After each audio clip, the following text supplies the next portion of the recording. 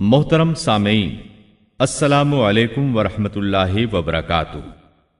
کتاب و سنت کی اشاعت کے عالمی ادارے دارالسلام کی طرف سے آپ کی خدمت میں تخلیق کائنات اور تخلیق آدم علیہ السلام سے لے کر عیسیٰ علیہ السلام تک تمام انبیاء اور قوموں کا تذکرہ قصص الانبیاء پیش کیا جا رہا ہے۔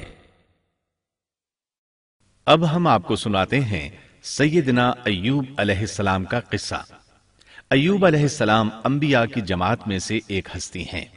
اللہ تعالیٰ نے صبر کے معاملے میں بطور خاص ان کا تذکرہ فرمایا ہے، لوگوں کے لیے ایک مثال اور نمونہ ٹھہرایا ہے۔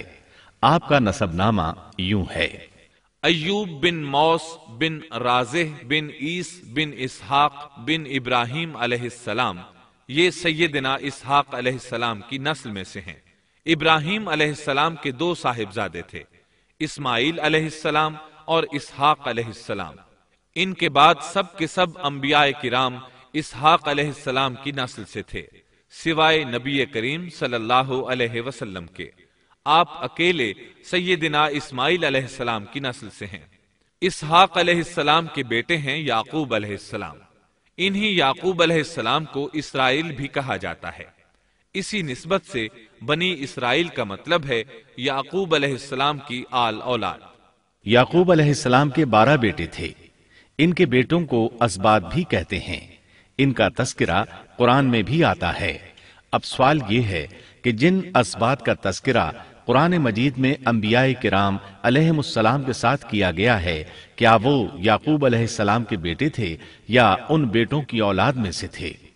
اکثر علماء کرام نے یہ اشارہ دیا ہے کہ اسباط لفظ سے جن انبیاء کرام علیہم السلام کی طرف اشارہ کیا گیا ہے وہ یعقوب علیہ السلام کے بیٹے نہیں ہیں، اس لیے کہ انہوں نے تو یوسف علیہ السلام کے قتل کی کوشش کی تھی، اپنے والد سے جھوٹ بولا تھا، ایسے اور بھی غلط کام کیے تھے، تو ان حرکات کے کرنے والے انبیاء نہیں ہو سکتے، جبکہ اسباط سے مراد وہ انبیاء کرام ہوں گے جو ان بیٹوں کی نسل سے آئے ہوں گے۔ بنی اسرائیل کے 12 قبیلے تھے اور قبیلے کو سبط بھی کہتے ہیں، اس لیے انہیں اسباط بھی کہا جاتا ہے، یعنی بنی اسرائیل ان قبیلوں میں تقسیم ہو گئے۔ اسی طرح سیدنا ایوب علیہ السلام سیدنا اسحاق علیہ السلام کی اولاد میں سے ہوئے۔ سورہ انعام آیت 84 میں اللہ فرماتے ہیں: وَمِن ذُرِّيَّتِهِ دَاوُودَ وَسُلَيْمَانَ وَأَيُّوبَ وَيُوسُفَ وَمُوسَى وَهَارُونَ، اور اس کی اولاد میں سے داؤد اور سلیمان اور ایوب اور یوسف اور موسیٰ اور ہارون۔ تو یہ سب کے سب سیدنا ابراہیم علیہ السلام کی نسل سے تھے۔ ایوب علیہ السلام بھی اللہ تعالیٰ کے نبی اور رسول تھے۔ سورۃ النساء آیت 163 میں اللہ تعالیٰ فرماتے ہیں: إِنَّا أَوْحَيْنَا إِلَيْكَ كَمَا أَوْحَيْنَا إِلَىٰ إِبْرَاهِيمَ وَإِسْمَاعِيلَ وَإِسْحَاقَ وَيَعْقُوبَ وَالْأَسْبَاطِ وَعِيسَى وَأَيُّوبَ وَيُونُسَ وَهَارُونَ وَسُلَيْمَانَ وَآتَيْنَا دَاوُودَ زَبُورًا۔ یقیناً ہم نے آپ کی طرف اسی طرح وحی کی ہے جیسا کہ نوح اور ان کے بعد والے نبیوں کی طرف کی، اور ہم نے وحی کی ابراہیم اور اسماعیل اور اسحاق اور یعقوب اور ان کی اولادوں پر، اور عیسیٰ اور ایوب اور یونس اور ہارون اور سلیمان کی طرف، اور ہم نے داؤد کو زبور عطا فرمائی۔ اللہ تعالیٰ نے ان سب انبیاء کرام علیہم السلام کی طرف وحی فرمائی، اور ایوب علیہ السلام بھی ان رسولوں میں سے ایک ہیں۔ اللہ تعالیٰ نے آپ کو آپ کی قوم سوران کی طرف مبعوث فرمایا۔ یہ قوم ملک شام میں رہائش پذیر تھی۔ آپ بہت زیادہ مالدار تھے۔ اللہ تعالیٰ نے آپ کو بہت زیادہ نعمتوں سے نوازا تھا۔ آپ کے پاس بے شمار مویشی تھے، لا تعداد نوکر چاکر تھے۔ اللہ نے آپ کو بہت سی زرعی زمین بھی عطا فرمائی تھی۔ آپ تاجر بھی تھے۔ تجارت کا سلسلہ دور دور تک پھیلا ہوا تھا۔ اللہ تعالیٰ نے آپ کو کثیر اولاد بھی عطا فرمائی تھی۔ آپ کے ہاں 7 بیٹے اور 7 بیٹیاں تھیں۔ آپ خود بھی صحت مند اور طاقتور تھے۔ آپ کے اصحاب کی تعداد بھی کافی تھی۔ گویا اللہ تعالیٰ نے آپ کو گوناگون نعمتوں سے نوازا تھا۔ آپ روئے زمین پر نعمتوں سے مالا مال شخص تھے۔ اللہ تعالیٰ نے آپ کو آزمانا چاہا تاکہ بعد میں آنے والے لوگوں کے لیے آپ صبر کی مثال بن جائیں۔ آخر صبر کا مرحلہ شروع ہو گیا۔ آپ کا سب مال و متاع ہلاک ہو گیا، یہاں تک کہ آپ فقیر ہو گئے۔ آپ کی زندگی ہی میں آپ کی ساری اولاد اللہ کو پیاری ہو گئی۔ کسی کا ایک بیٹا بھی فوت ہو جائے تو وہ کتنا غمگین ہوتا ہے، متاثر ہوتا ہے۔ سیدنا یعقوب علیہ السلام پر غم کس طرح طاری ہوا، یہاں تک کہ آپ کی آنکھوں کی بینائی تک جاتی رہی۔ مارے غم کے وہ گھل گئے تھے، جبکہ ان کا کوئی بیٹا فوت نہیں ہوا تھا، اور ادھر 7 بیٹے اور 7 بیٹیاں فوت ہو گئے۔ یہی نہیں، تمام مال مویشی ہلاک ہو گئے۔ معاملہ اس پر بھی ختم نہیں ہوا، آپ شدید مرض میں مبتلا ہو گئے۔ بیماری اس قدر شدید تھی کہ آپ چلنے پھرنے سے معذور ہو گئے، اٹھنے کی سکت نہ رہ گئی، یہاں تک کہ آپ کا گوشت گرنے لگا۔ آپ کی آزمائش انتہا کو پہنچ گئی۔ اب آپ کے ساتھی بھی آپ کا ساتھ چھوڑنے لگے۔ انہیں خوف محسوس ہوا کہ کہیں ان کی بیماری انہیں بھی نہ لگ جائے، کہیں یہ کوئی ایسی بیماری نہ ہو جو ایک سے دوسرے کو لگتی ہو۔ اس طرح سوائے 2 کے سب ساتھی آپ کا ساتھ چھوڑ گئے، کوئی آپ کے قریب نہ آتا تھا۔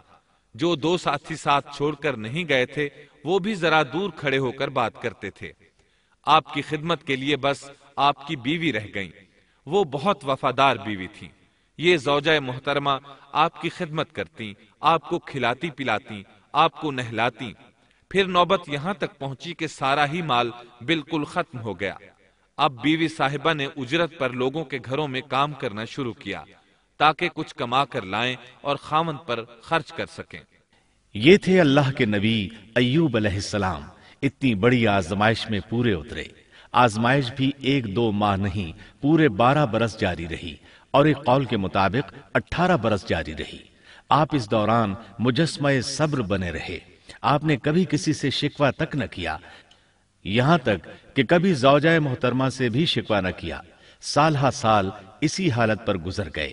ایک بار آپ کی بیوی نے عرض کرنے کی ذرا ہمت کی اور کہا، آپ اللہ کے رسول ہیں، اگر اللہ کے حضور دعا کریں تو وہ آپ کی بیماری کو ختم فرما دیں گے، آپ کی حالت کو بدل دیں گے۔ بیوی صاحبہ کے یہ کہنے کے باوجود آپ نے بیماری کے ختم ہونے کی دعا نہ کی، نہ یہ کہا یا اللہ مجھے رزق کی فراوانی عطا فرما۔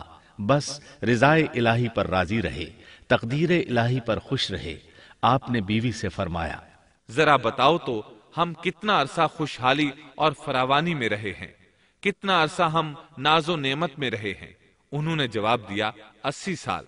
یہ سن کر آپ نے فرمایا، مجھے اللہ تعالیٰ سے دعا کرتے حیا آتی ہے، جتنا عرصہ خوشحالی میں رہا اتنا عرصہ بیماری اور تنگ دستی میں نہیں گزرا، اس لیے میں ابھی یہ دعا نہیں کروں گا کہ وہ مجھے شفا عطا کر دے یا میری اس حالت کو بدل دے، وافر رزق عطا کرے، جب تک مجھ پر 80 سال نہ گزر جائیں۔ جس طرح میں 80 سال ناز و نعمت کی بہاریں دیکھتا رہا، اسی طرح 80 سال تک میں اسی حالت پر صبر کا دامن تھامے رہوں گا، تندرستی کا سوال نہیں کروں گا۔ آپ کے اس جواب پر بیوی صاحبہ مایوس ہو گئیں، اس لیے کہ انہیں تو بیماری کے ختم ہونے کی اور اچھے دنوں کے دوبارہ آنے کی امید تھی۔ آپ کی بات سن کر وہ بولیں، تب یہ آزمائش کی گھڑی کب ختم ہوگی؟ چونکہ اس بات سے اللہ تعالیٰ کی ناشکری ہوتی تھی، اس لیے ایوب علیہ السلام ناراض ہو گئے۔ انہوں نے اللہ کے نام کی قسم کھائی کہ اگر اللہ تعالیٰ نے مجھے شفا عطا فرمائی تو میں انہیں 100 کوڑے ماروں گا۔ دوسری طرف نوبت یہاں تک پہنچی کہ لوگوں نے آپ کی بیوی صاحبہ کو کام دینے سے انکار کرنا شروع کر دیا۔ ان کا خیال تھا کہیں ان کے شوہر کی بیماری انہیں بھی نہ لگ جائے۔ وہ سمجھتے تھے کہ ایوب علیہ السلام کی بیماری چھوت کی ہے، لہٰذا یہ بیماری ان کی بیوی کے واسطے سے انہیں بھی لگ سکتی ہے۔ جب معاملہ یہاں تک پہنچ گیا تب آپ نے ایک چھوٹی سی بات کہی، اس میں بھی کوئی واضح دعا نہیں تھی، جبکہ اس وقت سے بڑھ کر دعا کے لیے کون سا وقت ہو سکتا تھا؟ آپ کی اس بات کو اللہ تعالیٰ نے قرآن مجید میں بیان فرمایا ہے۔ سورہ انبیاء آیت 83 میں ہے، وَأَيُّوبَ إِذْ نَادَى رَبَّهُ أَنِّي مَسَّنِيَ الضُّرُّ وَأَنْتَ أَرْحَمُ الرَّاحِمِينَ۔ اور ایوب کی اس حالت کو یاد کرو جبکہ اس نے اپنے پروردگار کو پکارا کہ مجھے یہ بیماری لگ گئی ہے اور تو رحم کرنے والوں سے زیادہ رحم کرنے والا ہے۔ مجھے آزمائش نے آ لیا ہے اور تو ارحم الراحمین ہے۔ مطلب یہ کہ آپ نے واضح الفاظ میں دعا نہیں فرمائی، یہ نہیں فرمایا الہی مجھے تندرستی عطا فرما، الہی مجھے رزق عطا فرما اور میری حالت ایسی ایسی ہو گئی ہے، تو رحیم و کریم ہے، بلکہ یوں کہا وَأَنْتَ أَرْحَمُ الرَّاحِمِينَ، عرض کیا میری نسبت میری حالت کو تو ہی بہتر جاننے والا ہے۔ اللہ تعالیٰ نے دوسری آیت میں آپ کی حالت کو اس طرح بیان کیا ہے۔ سورہ صاد آیت 41 میں اللہ تعالیٰ فرماتے ہیں وَاذْكُرْ عَبْدَنَا أَيُّوبَ إِذْ نَادَى رَبَّهُ أَنِّي مَسَّنِيَ الشَّيْطَانُ بِنُصْبٍ وَعَذَابٍ۔ اور ہمارے بندے ایوب کا بھی ذکر کر جبکہ اس نے اپنے رب کو پکارا کہ مجھے شیطان نے رنج اور دکھ پہنچایا ہے۔ گویا آپ نے اس بیماری اور مصیبت کو اللہ تعالیٰ کی طرف منسوب نہیں فرمایا، بلکہ اللہ تعالیٰ کو اس سے مبرہ و پاک ٹھہرایا اور اسے شیطان کی طرف منسوب کیا۔ یوں نہیں کہا اللہ تو نے مجھے مصیبت میں ڈال دیا، بلکہ اس کو غیر اللہ یعنی شیطان کی جانب منسوب کیا۔ حدیث میں بھی اسی طرح آتا ہے وَالشَّرُّ لَيْسَ إِلَيْكَ، برائی تیری طرف سے نہیں ہے۔ آپ نے اپنی حالت کو بھی ایسے ہی پیش کیا اور یوں عرض کیا أَنِّي مَسَّنِيَ الضُّرُّ وَأَنْتَ أَرْحَمُ الرَّاحِمِينَ۔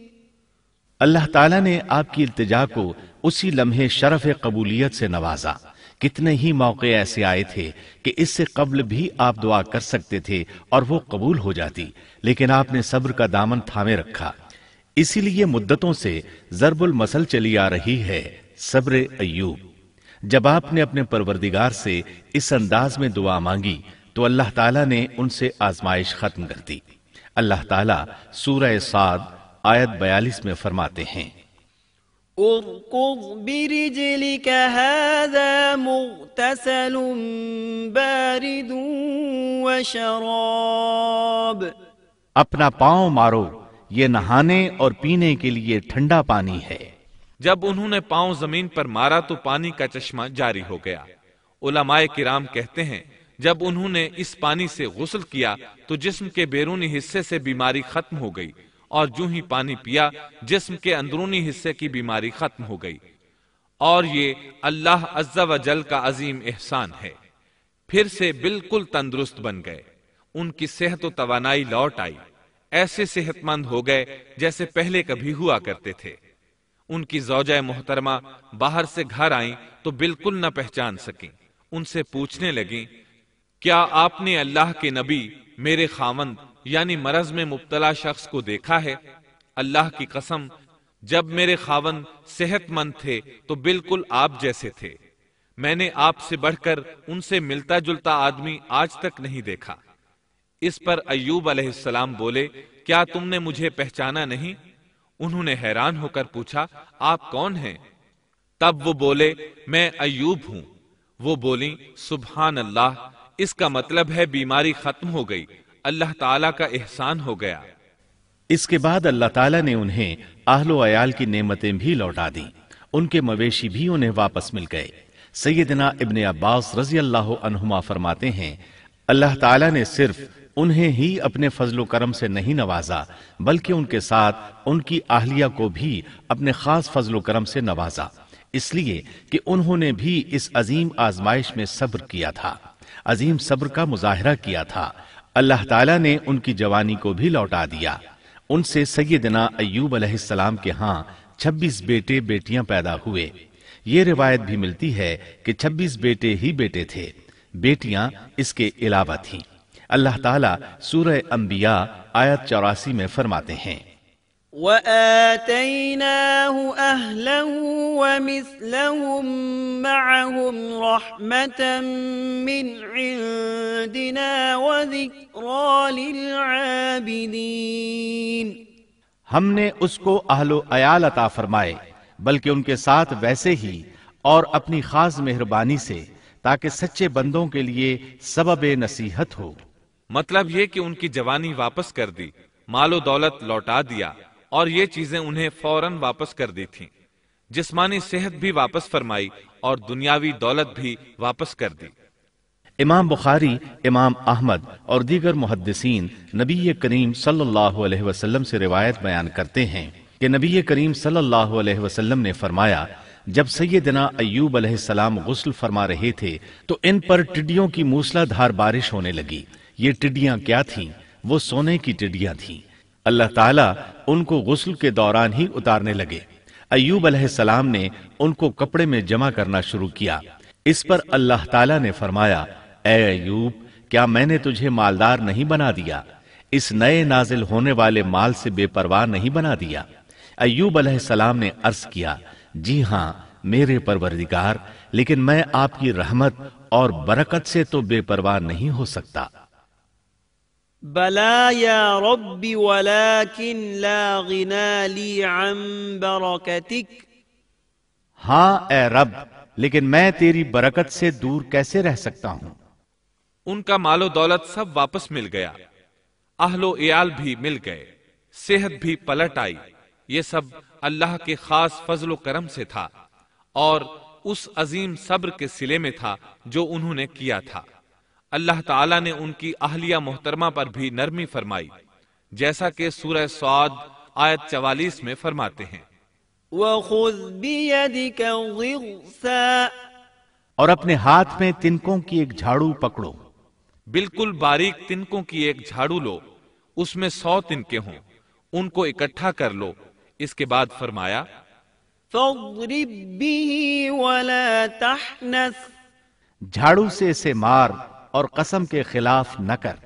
مطلب یہ کہ ایوب علیہ السلام نے اپنی بیوی کو 100 کوڑے مارنے کی قسم کھائی تھی۔ اللہ نے یہ تدبیر سمجھائی کہ 100 تنکوں کا جھاڑو لے کر ایک بار انہیں مارو اور قسم پوری کرو، قسم کی خلاف ورزی نہ کرو۔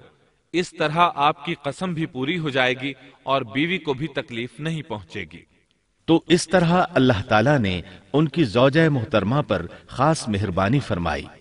اللہ سورہ انبیاء آیت 83 اور 84 میں فرماتے ہیں، وَأَيُّوبَ إِذْ نَادَى رَبَّهُ أَنِّي مَسَّنِيَ الضُّرُّ وَأَنْتَ أَرْحَمُ الرَّاحِمِينَ فَاسْتَجَبْنَا لَهُ فَكَشَفْنَا مَا بِهِ مِنْ ضُرٍّ وَآتَيْنَاهُ أَهْلَهُ وَمِثْلَهُمْ مَعَهُمْ رَحْمَةً مِّنْ عِنْدِنَا وَذِكْرَىٰ لِلْعَابِدِينَ۔ ایوب کی اس حالت کو یاد کرو جبکہ اس نے اپنے پروردگار کو پکارا کہ مجھے یہ بیماری لگ گئی ہے اور تو رحم کرنے والوں سے زیادہ رحم کرنے والا ہے۔ تو ہم نے ان کی سن لی اور جو دکھ انہیں تھا اسے دور کر دیا اور انہیں اہل و عیال عطا کر دیے، بلکہ ان کے ساتھ اپنی مہربانی سے ویسے ہی اور عطا کر دیے تاکہ سچے بندوں کے لیے نصیحت کا سبب ہو۔ اسی طرح اللہ تعالی سورہ صاد آیت 41 تا 44 میں فرماتے ہیں، وَاذْكُرْ عَبْدَنَا أَيُّوبَ إِذْ نَادَى رَبَّهُ أَنِّي مَسَّنِيَ الشَّيْطَانُ بِنُصْبٍ وَعَذَابٍ ارْكُضْ بِرِجْلِكَ هَذَا مُغْتَسَلٌ بَارِدٌ وَشَرَابٌ وَوَهَبْنَا لَهُ أَهْلَهُ وَمِثْلَهُم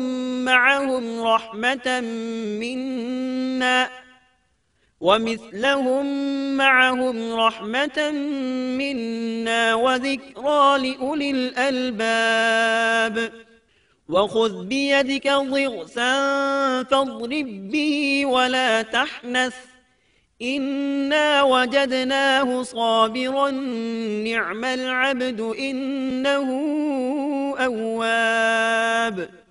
اور ہمارے بندے ایوب کا بھی ذکر کیجئے جب انہوں نے اپنے رب کو پکارا کہ مجھے شیطان نے رنج اور دکھ پہنچایا ہے، اپنا پاؤں مارو، یہ پینے اور نہانے کے لیے ٹھنڈا پانی ہے، اور ہم نے انہیں ان کا پورا کنبہ عطا فرمایا، بلکہ اس کے ساتھ اپنی خاص رحمت سے اور عقل مندوں کی نصیحت کے لیے اتنا ہی اور بھی عطا کر دیا۔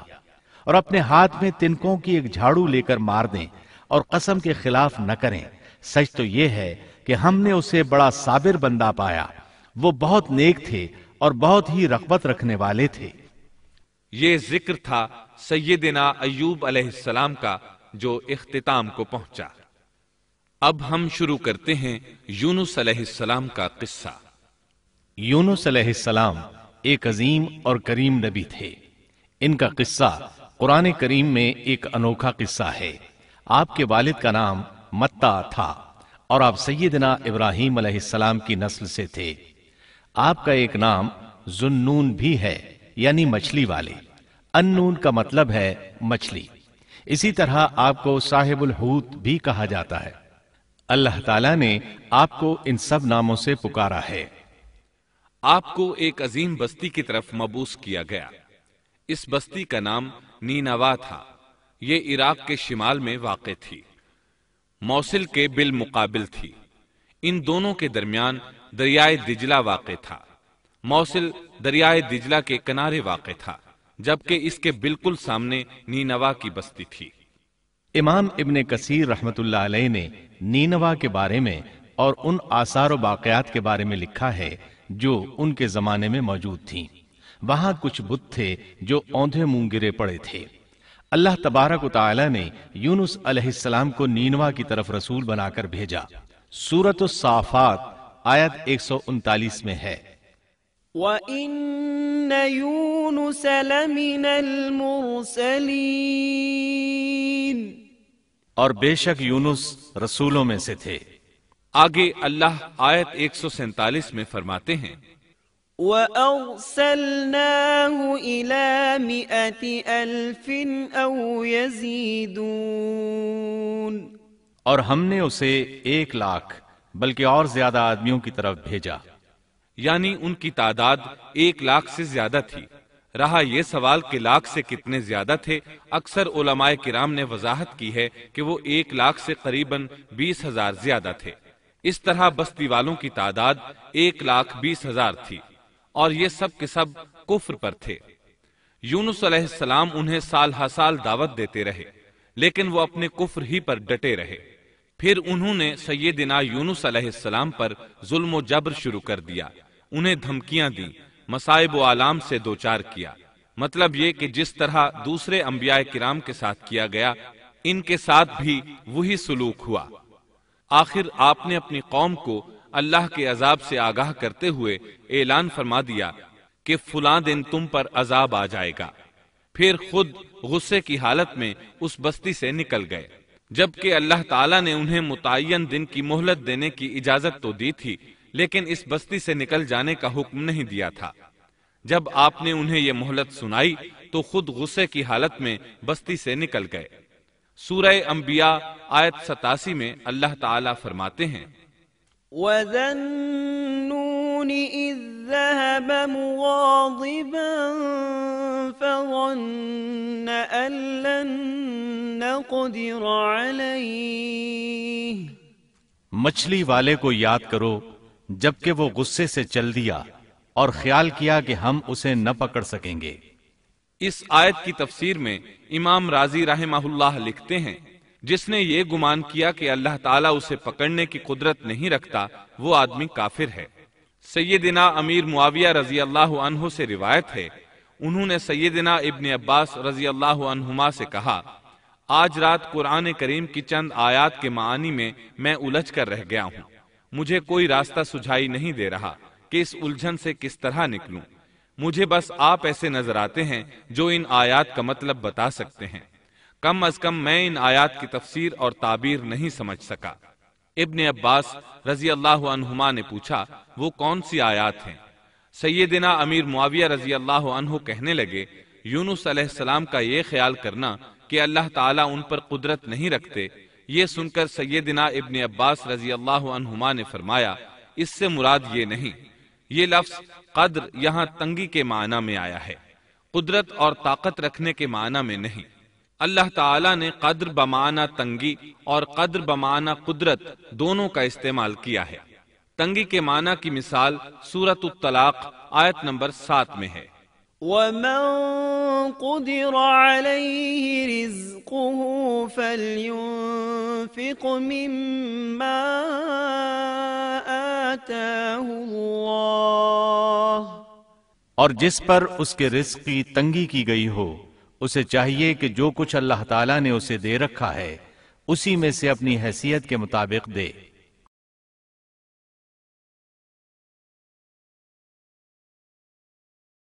تو اس آیت میں بھی یہی معنی مراد ہے کہ انہوں نے گمان کر لیا ہم ان پر تنگی نہیں کریں گے، یعنی ان کا خیال یہ تھا کہ اگرچہ وہ اللہ تعالیٰ کی اجازت کے بغیر نکل کھڑے ہوئے ہیں پھر بھی اللہ ان پر تنگی نہیں کریں گے، کیونکہ وہ اللہ کے ایک معزز نبی اور رسول ہیں، اور ان کی قوم کے لوگ اللہ کی گرفت اور اس کے عذاب کے مستحق ہیں، انہی پر اللہ کا عذاب نازل ہونے والا ہے۔ اس عذاب کی خبر انہیں پہلے ہی سنا دی گئی ہے اور مہلت دے دی گئی ہے، مگر وہ خود اگرچہ اللہ کی اجازت کے بغیر ہی چلے آئے ہیں پھر بھی انہیں سرزنش نہیں کی جائے گی اور وہ کسی گرفت میں نہیں آئیں گے۔ اللہ تعالیٰ ان کے لیے کوئی تنگی نہیں فرمائیں گے۔ اللہ تعالیٰ سورۃ الانبیاء آیت 87 میں فرماتے ہیں فَظَنَّ أَن لَّن نَّقْدِرَ عَلَيْهِ،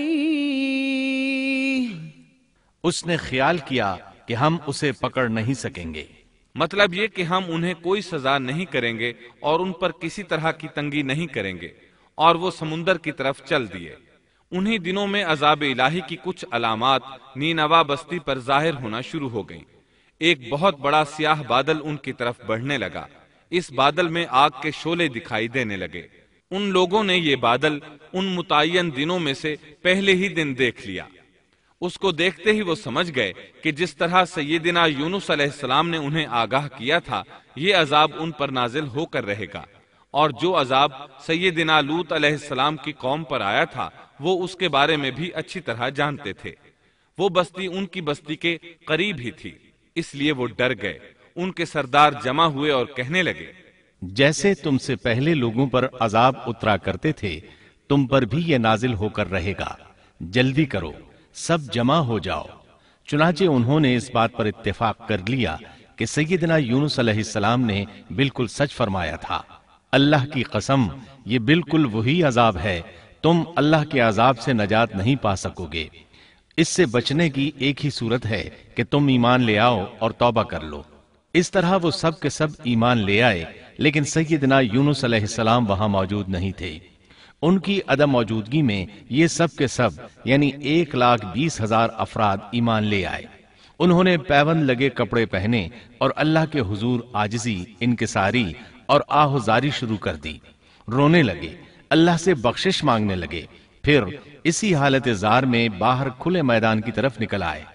ان کے سرداروں نے سب کو الگ الگ کر دیا، یہاں تک کہ ماں اور بیٹے کو بھی جدا کر دیا۔ سب اپنی اپنی جگہ پر یعنی ماں اپنی جگہ پر اور بیٹا اپنی جگہ پر آہوزاری کرنے لگے تاکہ ان پر اللہ تعالیٰ کی رحمت نازل ہو جائے۔ یہ عذاب 3 دن تک ان کے سروں پر منڈلاتا رہا، اور یہ بھی مسلسل آہوزاری کرتے رہے، اپنی عاجزی ظاہر کرتے رہے، معافیاں مانگتے رہے۔ آخر کار اللہ تعالیٰ نے ان پر رحم و کرم فرما دیا اور عذاب کو ان سے پھیر دیا۔ اللہ تعالیٰ سورہ یونس آیت 98 میں فرماتے ہیں فلولا كانت قرية آمنت فنفعها إيمانها إلا قوم يونس، چنانچہ کوئی بستی ایمان نہ لائی کہ ایمان لانا اس کے لیے فائدہ مند ہوتا سوائے یونس کی قوم کے۔ مطلب یہ کہ سابقہ امتوں میں سے کسی کے بارے میں یہ سننے میں نہیں آیا کہ پوری قوم ایمان لے آئی ہو۔ تمام بستیوں میں ایک بھی بستی ایسی نہیں تھی، بس ایک یونس علیہ السلام کی قوم ایمان لے آئی۔ اللہ تعالیٰ سورہ یونس آیت 98 میں فرماتے ہیں، لما آمنوا كشفنا عنهم عذاب الخزي في الحياة الدنيا ومتعناهم إلى حين۔ جب وہ ایمان لے آئے تو ہم نے رسوائی کے عذاب کو دنیاوی زندگی میں ان پر سے ٹال دیا اور ان کو ایک وقت تک کے لیے زندگی سے فائدہ اٹھانے کا موقع دیا۔ مطلب یہ کہ ہم نے انہیں دنیاوی زندگی کا لطف اٹھانے کا موقع دیا۔ اب اس قوم پر قیامت کے دن تک عذاب نہیں اترے گا۔ علامہ ابن کثیر رحمت اللہ علیہ فرماتے ہیں، اس آیت کریمہ کا مفہوم یہ ہے کہ کسی بستی کے تمام باشندے کسی نبی پر کبھی ایمان نہیں لائے، یا تو سب نے کفر کیا یا پھر اکثر نے کفر کیا۔ لیکن یونس علیہ السلام کی قوم واحد ایسی قوم ہے جو تمام کی تمام عذاب الہی کے آثار دیکھ کر ایمان لے آئی۔ سابقہ ادوار میں جتنی بھی بستیاں گزریں ان میں اہل ایمان کے ساتھ یا تو کفار رہے ہیں یا ان میں منافقین بھی رہے ہیں۔ سوائے یونس علیہ السلام کی قوم کے وہ سب کے سب کافر تھے، پھر سب کے سب ایمان لے آئے۔ یہ اللہ تعالیٰ کے عجائبات میں سے ہے اور اس کی قدرت اور رحمت کی نشانیوں میں سے ہے۔ اب دوسری طرف کی سنیے، یونس علیہ السلام کو کچھ معلوم نہیں تھا کہ ان کی قوم کے ساتھ کیا ہوا۔ آپ تو غصے کی حالت میں بستی سے نکل کر سمندر کی طرف چلے آئے تھے۔ آپ ایک کشتی کی طرف آئے، اس میں سواریاں اور ساز و سامان لدا ہوا تھا۔ اللہ تعالیٰ سورۃ الصافات آیت 140 میں فرماتے ہیں، اذ ابق الى الفلك المشحون، جب وہ بھاگ کر بھری کشتی پر پہنچے۔ کشتی روانہ ہوئی، موجیں اٹھیں، سمندر میں طغیانی آئی، یوں لگتا تھا کہ بس ابھی غرق ہوئے۔ کہنے لگے بوجھ ہلکا کرو، اپنا ساز و سامان سمندر میں پھینک دو۔ چنانچہ انہوں نے اپنا اپنا ساز و سامان سمندر میں پھینک دیا۔ اس طرح کشتی کچھ ہلکی ہو گئی، لیکن ضرورت کے مطابق ہلکی نہ ہو سکی۔ اب وہ کہنے لگے کسی کو سمندر میں گرانا ضروری ہے تاکہ کشتی مزید ہلکی ہو جائے، ورنہ یہ ڈوب جائے گی۔ جلدی کرو، قرع ڈالو۔ جس کے نام کا قرع نکلتا جائے اسے سمندر میں گراتے جاؤ اور بار بار یہ عمل دہراتے جاؤ یہاں تک کہ کشتی ہلکی ہو جائے۔ چنانچہ قرع ڈالا گیا۔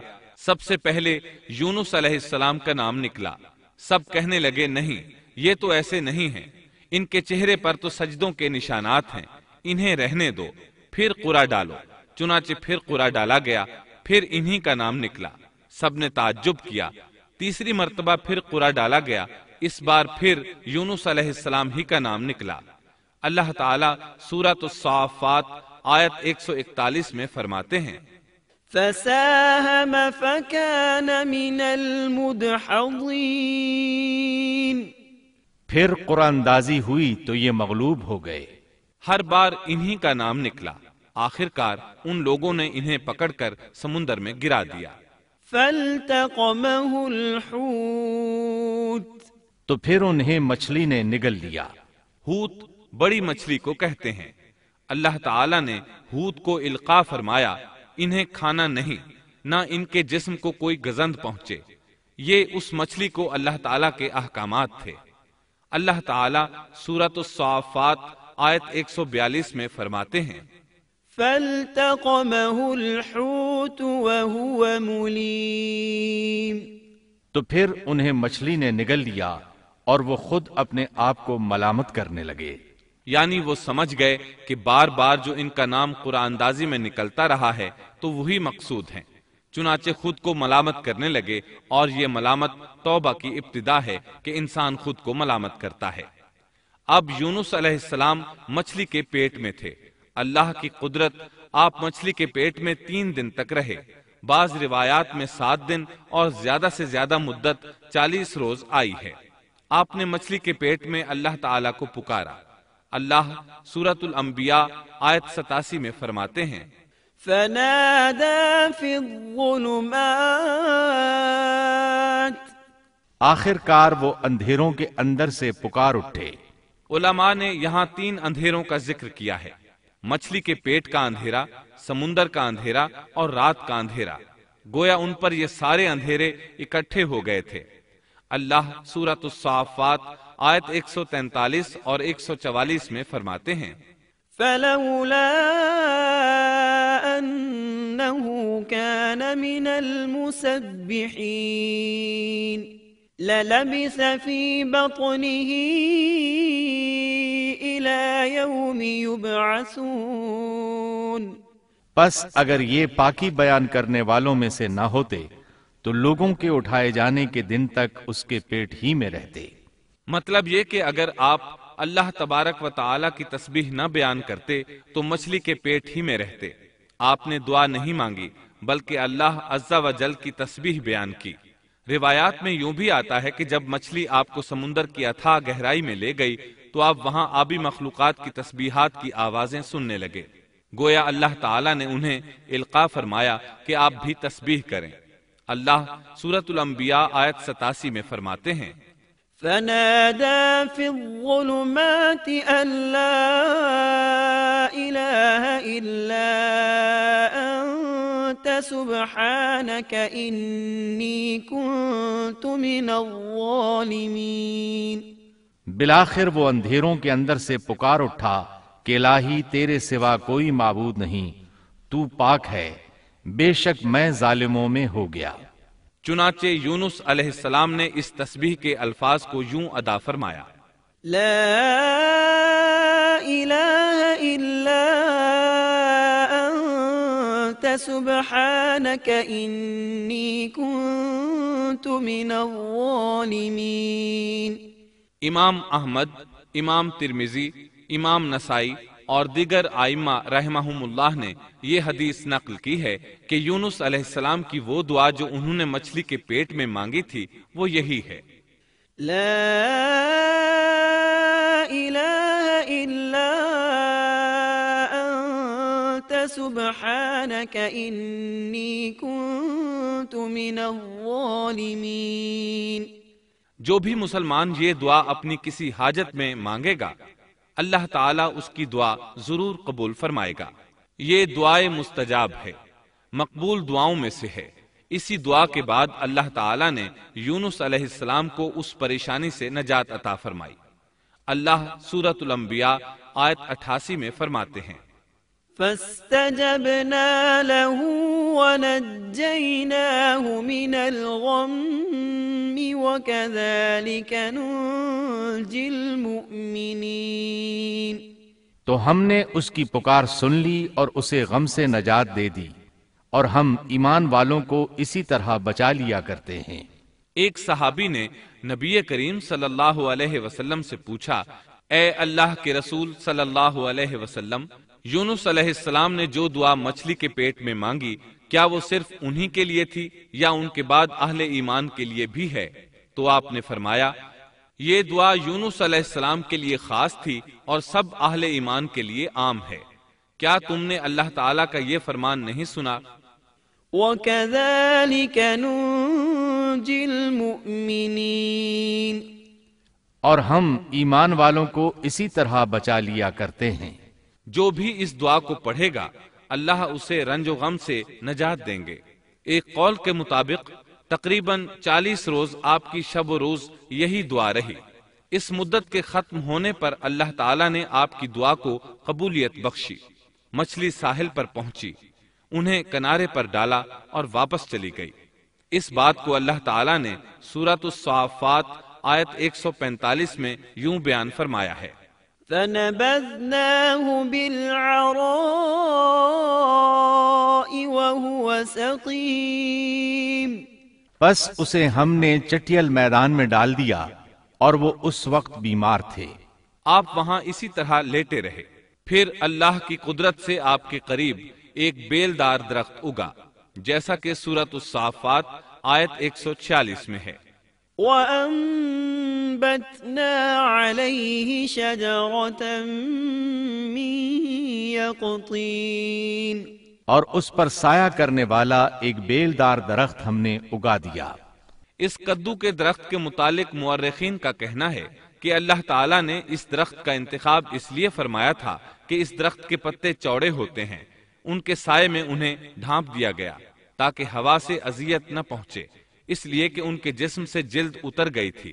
پھر اس درخت سے خوش کن خوشبو بھی آتی تھی، اس خوشبو نے انہیں فرحت بخشی۔ پھر کدو کی خوشبو میں ایک خصوصیت یہ تھی کہ حشرات الارض کو دور رکھتی ہے۔ اللہ تعالیٰ نے انہی خصوصیات کی وجہ سے اس بیلدار درخت کا انتخاب فرمایا تھا تاکہ آپ ہر طرح کی تکلیف سے محفوظ رہیں۔ یہ ہے اللہ کی قدرت، سبحان اللہ۔ اسی طرح مفسرین یہ بھی کہتے ہیں کہ اللہ تعالیٰ نے ان کے پاس ایک پہاڑی بکری بھیج دی، وہ آپ کے قریب آتی اور آپ کے سر کے اوپر اپنی ٹانگیں پھیلائے کھڑی ہو جاتی، اس طرح اس کے تھن آپ کے منہ میں چلے آتے اور آپ ان سے خواہش کے مطابق دودھ پیتے۔ یہ تھا آپ کا کھانا اور پینا۔ رفتہ رفتہ آپ کی حالت بہتر ہو گئی، توانا اور تندرست ہو گئے، پھر آپ اٹھنے کے قابل ہو گئے، اور یہ سب اللہ تعالیٰ کی مہربانی سے ہوا۔ جب آپ کی صحت لوٹ آئی تو اللہ تعالیٰ نے آپ کو پھر آپ کی قوم کی طرف بھیجا، جیسا کہ سورۃ الصافات آیت 148 میں ہے۔ وَأَرْسَلْنَاهُ إِلَى 100,000 أَوْ يَزِيدُونَ فَآمَنُوا فَمَتَّعْنَاهُمْ إِلَى حِينٍ۔ اور ہم نے اسے 1,00,000 بلکہ اور زیادہ آدمیوں کی طرف بھیجا، پس وہ ایمان لے آئے اور ہم نے انہیں ایک زمانے تک عیش و عشرت دی۔ وہ سب کے سب آپ پر ایمان لے آئے تھے۔ اللہ تعالیٰ نے اس قصے کے ذریعے نبی کریم صلی اللہ علیہ وسلم کو اشارہ فرمایا ہے کہ دعوت دیتے ہوئے اکتانا نہیں۔ اللہ سورۃ القلم آیت 48 میں فرماتے ہیں، وَلَا تَكُن كَصَاحِبِ الْحُوتِ، اور مچھلی والے کی طرح نہ ہو جائیے۔ ان لوگوں کو دعوت حق دیتے رہیے۔ دیکھیے وہ سال ہر سال دعوت دیتے رہے لیکن اکتائے نہیں، ان سے مایوس نہیں ہوئے۔ ان کی پوری بستی میں سے ایک بھی ان پر ایمان نہیں لایا تھا، لیکن جب ان سے مایوس ہو گئے تو انہیں اللہ کے عذاب سے آگاہ کر دیا اور منہ پھیر کر چل دیے تو وہ سب کے سب ایمان لے آئے۔ اللہ تعالی سورۃ القصص آیت 56 میں فرماتے ہیں، إنك لا تهدي من أحببت ولكن الله يهدي من يشاء۔ آپ جسے چاہیں ہدایت نہیں دے سکتے، بلکہ اللہ تعالیٰ ہی جسے چاہتا ہے ہدایت دیتا ہے۔ اس قصے میں بہت بڑا سبق ہے کہ کسی بھی حالت میں اللہ کی رحمت سے مایوس نہیں ہونا چاہیے اور نہ ہدایت کے معاملے میں اپنی ذات پر بھروسہ کرنا چاہیے۔ ہدایت تو بس صرف اللہ تعالیٰ ہی کی طرف سے ہے، آپ کے ذمے تو پیغام حق پہنچا دینا ہے۔ اللہ سبحانہ و تعالیٰ کے ذمے ہدایت سے نوازنا ہے۔ اللہ تعالیٰ نے انہیں پاک صاف بنا دیا، انہیں چن لیا۔ اللہ خود ہی سورۃ القلم آیت 50 میں وضاحت فرماتے ہیں، فاجتباه ربه فجعله من الصالحين۔ اسے اس کے رب نے پھر نوازا اور اسے نیک لوگوں میں کر دیا۔ امام مسلم نے ایک حدیث روایت کی ہے کہ نبی کریم صلی اللہ علیہ وسلم نے فرمایا، لا ينبغي لعبد أن يقول أنا خير من يونس بن متى۔ تم میں سے کوئی شخص ہرگز یہ نہ کہے کہ میں یعنی محمد یونس بن متا سے بہتر ہوں، یعنی یوں نہ کہے کہ میں سیدنا یونس علیہ السلام سے افضل ہوں، وہ اس طرح کہ وہ تو اپنی قوم کے ایمان لانے سے مایوس ہو گئے تھے اور میں مایوس نہیں ہوں۔ اس طرح بالکل نہ کہے، کیونکہ بالآخر اللہ تعالیٰ نے آپ کو چن لیا اور برگزیدہ بنا لیا اور صالحین میں داخل کر لیا۔ اس واقعے میں نبی کریم صلی اللہ علیہ وسلم کو جو ہدایت دی گئی ہے اس کا ذکر سورۃ القلم آیت 41 میں آتا ہے، فاصبر لحكم ربك ولا تكن كصاحب الحوت۔ پس تو اپنے رب کے حکم کا صبر سے انتظار کر اور مچھلی والے کی طرح نہ ہو جا۔ مطلب یہ کہ یونس علیہ السلام کی مانند نہ ہو جائیے جو اپنی قوم کے ایمان لانے سے مایوس ہو گئے تھے۔ یقیناً دین کی دعوت اور حق کے پرچار میں یہ بہت عظیم سبق ہے کہ دائی اللہ کو کبھی مایوس نہیں ہونا چاہیے۔ یونس علیہ السلام کا قصہ ختم ہوا اور اب ہم آپ کو سناتے ہیں ذوالکفل علیہ السلام کا قصہ۔ قرآن عزیز میں ذوالکفل علیہ السلام کا ذکر 2 سورتوں یعنی سورۃ الانبیاء اور سورہ صاد میں آیا ہے، لیکن دونوں سورتوں میں صرف نام مذکور ہے، مختصر و مفصل کسی قسم کے حالات کا کوئی تذکرہ نہیں ہے۔ سورۃ الانبیاء آیت 85 اور 86 میں اللہ تعالیٰ فرماتے ہیں وَإِسْمَاعِيلَ وَإِدْرِيسَ وَذَا الْكِفْلِ كُلٌّ مِّنَ الصَّابِرِينَ وَأَدْخَلْنَاهُ فِي رَحْمَتِنَا إِنَّهُم مِّنَ الصَّالِحِينَ۔ اور اسماعیل اور ادریس اور ذوالکفل یہ سب صابر لوگ تھے، ہم نے انہیں اپنی رحمت میں داخل کر لیا، یہ سب لوگ نیک تھے۔ اللہ تعالیٰ سورہ صاد آیت 48 میں فرماتے ہیں وَاذْكُرْ إِسْمَاعِيلَ وَالْيَسَعَ وَذَا الْكِفْلِ وَكُلٌّ مِّنَ الْأَخْيَارِ۔ اسماعیل، یسع اور ذوالکفل کا بھی ذکر کر دیجئے، یہ سب بہترین لوگ تھے۔ ذوالکفل علیہ السلام کے متعلق جس طرح قرآن مجید نے نام کے سوا کچھ ذکر نہیں فرمایا، اسی طرح نبی اکرم صلی اللہ علیہ وسلم سے بھی ان کے متعلق کچھ منقول نہیں ہے، لہٰذا قرآن و حدیث کی روشنی میں اس سے زیادہ کچھ نہیں کہا جا سکتا کہ ذوالکفل علیہ السلام اللہ کے برگزیدہ نبی اور پیغمبر تھے اور کسی قوم کی ہدایت کے لیے مبعوث ہوئے تھے۔ قرآن و سنت میں اس سے زیادہ سکوت ہے۔ باقی رہا سیر و تواریخ میں ان کا ذکر، تو کافی تفتیش و جستجو کے بعد بھی ہمیں اس سلسلے میں ایسی ٹھوس معلومات نہیں مل سکیں جن کے ذریعے سے ذوالکفل علیہ السلام کے حالات و واقعات پر مزید روشنی پڑ سکے۔ چنانچہ تورات بھی خاموش ہے اور اسلامی تاریخ بھی۔ البتہ ابن جریر رحمت اللہ علیہ نے مشہور مفسر تابعی مجاہد رحمت اللہ علیہ سے ان کے متعلق ایک قصہ نقل کیا ہے۔ اسی طرح امام ابن ابی حاتم نے اسی قصے کے قریب کچھ آثار عبداللہ بن عباس اور ابو موسیٰ اشعری رضی اللہ عنہم سے نقل فرمائے ہیں۔ یہ طویل روایات ہیں۔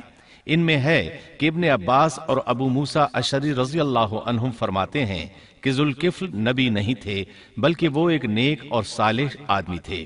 لیکن ایک تو یہ روایات سند کے اعتبار سے ضعیف ہیں، دوسرا یہ کہ ابن عباس اور ابو موسیٰ رضی اللہ عنہم جیسے جلیل القدر صحابہ اور مجاہد رحمت اللہ علیہ جیسے عظیم تابعی سے یہ ناممکن ہے کہ وہ ذوالکفل علیہ السلام کے متعلق یہ فرمائیں کہ وہ نبی نہیں بلکہ ایک نیک مرد تھے۔ شاہ عبد القادر رحمت اللہ علیہ کا موقف ہے کہ ذوالکفل ایوب علیہ السلام کے بیٹے تھے اور انہوں نے اللہ کی خاطر کسی آدمی کی ضمانت دی تھی جس کی پاداش میں ان کو کئی برس قید کی تکالیف برداشت کرنا پڑی۔ چنانچہ شاہ صاحب اپنی تفسیر موضح القرآن میں لکھتے ہیں کہ ذوالکفل ایوب علیہ السلام کے بیٹے تھے، ایک شخص کے ضامن ہو کر کئی برس قید رہے اور اللہ کی خاطر یہ مشقت سہی۔ موجودہ دور کے بعض مفسرین کا خیال ہے کہ ذوالکفل حزقیل علیہ السلام کا لقب ہے۔ ایک دوسرے مفسر کی عجیب و غریب رائے یہ ہے کہ ذوالکفل گوتم بدھ کا لقب ہے، کیونکہ اس کے دارالسلطنت کا نام کفل تھا جس کا معرب کفل ہے، اور عربی میں ذو صاحب اور مالک کے لیے آتا ہے، اور صاحب مال کے لیے ذو مال اور مالک شہر کے لیے ذو بلد کے الفاظ کثرت سے استعمال ہوتے ہیں، لہٰذا یہاں بھی کفل کے مالک و بادشاہ کو ذوالکفل کہا گیا ہے۔ اس مفسر نے یہ بھی دعویٰ کیا ہے کہ گوتم بدھ کی اصل تعلیم توحید اور حقیقی اسلام ہی کی تعلیم تھی، مگر اس کی موجودہ صورت دوسرے ادیان کی طرح محرف اور مسخ شدہ ہے۔ لیکن یہ اقوال قیاس و آراء سے زیادہ تاریخی حیثیت سے کوئی وقت نہیں رکھتے۔ ہم اس تعصب کے قائل نہیں ہیں کہ اگر صحیح تاریخ سے یہ ثابت ہو جائے کہ قرآن نے جن انبیاء کے صرف نام ذکر کیے ہیں ان کا مصداق فلاں برگزیدہ ہستی ہے، اور اس کا انکار صرف اس لیے کر دیا جائے کہ اس سے پہلے چونکہ ایسی بات کسی نے نہیں کہی اس لیے یہ قابل رد ہے۔ یقیناً ہم اس حقیقت کو تسلیم کرتے ہیں کہ تاریخی حقائق کی جستجو کا باب بند نہیں ہوا، اور آئے دن نئی نئی تحقیقات سامنے آ رہی ہیں اور جدید انکشافات ہو رہے ہیں۔ بلکہ ان کے ذریعے قرآن مجید اور احادیث رسول کے بیان کردہ واقعات کی تصدیق ہوتی چلی جا رہی ہے۔ ملحد و بے دین لوگ ان کا انکار اس لیے کرتے اور کرتے آ رہے ہیں کہ تاریخ اور فلسفہ ان کا ساتھ نہیں دیتے، لیکن اگر قرآن کریم کی بیان کردہ کسی ہستی کے متعلق مزید انکشافات روشنی میں آئیں تو ہمارے لیے انکار کا باعث نہیں بلکہ مخالفین پر مزید حجت اور دلیل ہیں۔ لیکن اس حقیقت کے اقرار کے باوجود اس سے یہ بھی لازم نہیں آتا کہ کسی واقعے کے متعلق کوئی شخص اگر محض اپنے وہم و گمان اور قیاس و انداز سے بے دلیل کوئی بات کر دے تو ضرور اس کو مان لیا جائے۔ چنانچہ ذوالکفل علیہ السلام کو گوتم بدھ قرار دینا ابھی تک اس سے زیادہ کوئی حیثیت نہیں رکھتا۔ ہمارے لیے دنیا کے مختلف گوشوں میں اللہ کے فرستادہ نبیوں پر ایمان لانے کے لیے قرآن کی وہ تینوں دفعات کافی ہیں جو دین اسلام کا امتیازی وصف ہیں۔ سورۃ الفاتر آیت 24 میں اللہ تعالیٰ فرماتے ہیں، وَإِن مِّنْ أُمَّةٍ إِلَّا خَلَا فِيهَا نَذِيرٌ، اور کوئی امت ایسی نہیں ہوئی جس میں کوئی ڈر سنانے والا نہ گزرا ہو۔ سورۃ المومن آیت 78 میں اللہ تعالیٰ فرماتے ہیں، مِّنْهُم مَّن قَصَصْنَا عَلَيْكَ وَمِنْهُم مَّن لَّمْ نَقْصُصْ عَلَيْكَ، بعض انبیاء کے واقعات ہم آپ کو بیان کر چکے ہیں اور ان میں سے بعض کے قصے تو ہم نے آپ کو بیان ہی نہیں کیے۔ سورۃ البقرہ آیت 136 میں اللہ تعالیٰ فرماتے ہیں، لا نفرق بین احد من رسله، ہم رسولوں میں سے کسی کے درمیان فرق نہیں کرتے۔ اس لیے ایک مومن کا یہ عقیدہ ہونا چاہیے کہ ہم اللہ کے انبیاء میں سے کسی نبی کے درمیان کوئی فرق نہیں کرتے، یعنی تمام انبیاء پر ایمان لاتے ہیں۔ اس صاف اور واضح عقیدے کے بعد اگر ہمارے سامنے کسی ملک اور کسی خطے کے انبیاء اور رسول کے واقعات نہیں بھی آئے تو اس کے اسباب و وجوہات اور ہیں، لیکن جہاں تک ان پر ایمان لانے کا تعلق ہے وہ اختصار سے بھی کافی ہے، اور ان کی تفصیلات سے آگاہی ہماری رشد و ہدایت کے مقاصد یعنی اللہ پر ایمان اور نیک اعمال کے لیے ضروری نہیں ہے، خصوصاً جبکہ اللہ تعالیٰ نے ہم پر یہ حقیقت بھی قرآن مجید میں واضح کر دی ہے کہ نبی اکرم صلی اللہ علیہ وسلم خاتم النبیین ہیں اور تمام سچے ادیان کی صحیح اور حقیقی تعلیم کی تصدیق کر کے ان کو بلند درجات کے درجہ کمال تک پہنچانے والے ہیں، جیسا کہ سورۃ المائدہ آیت 3 میں اللہ تعالیٰ فرماتے ہیں، اليوم اکملت لکم دینکم واتممت علیکم نعمتی ورضیت لکم الاسلام دینا، آج میں نے تمہارے لیے دین کو کامل کر دیا اور تم پر اپنا انعام بھرپور کر دیا اور تمہارے لیے اسلام کے دین ہونے پر رضامند ہو گیا۔ خلاصہ کلام یہ کہ ہمیں یہ تسلیم ہے کہ ہندوستان میں بھی اللہ کے سچے نبی اور پیغمبر مبعوث ہوئے، بلکہ سیرت نگاروں کی روایات کے مطابق ابو البشر آدم علیہ السلام اسی ہندوستان کے کسی گوشے میں اتارے گئے، لیکن جب تک قرآن و حدیث کی صراحت یا تاریخ کے صحیح دلائل و براہین سے یہ ثابت نہ ہو جائے کہ ذوالکفل گوتم بدھ کا لقب ہے، محض قیاس و آراء کی بنا پر ہم اس کو تسلیم نہیں کرتے، کیونکہ جس طرح کسی نبی کو نہ ماننا کفر کی راہ ہے، اسی طرح کسی غیر نبی کو نبی تسلیم کرنا بھی باطل ہے۔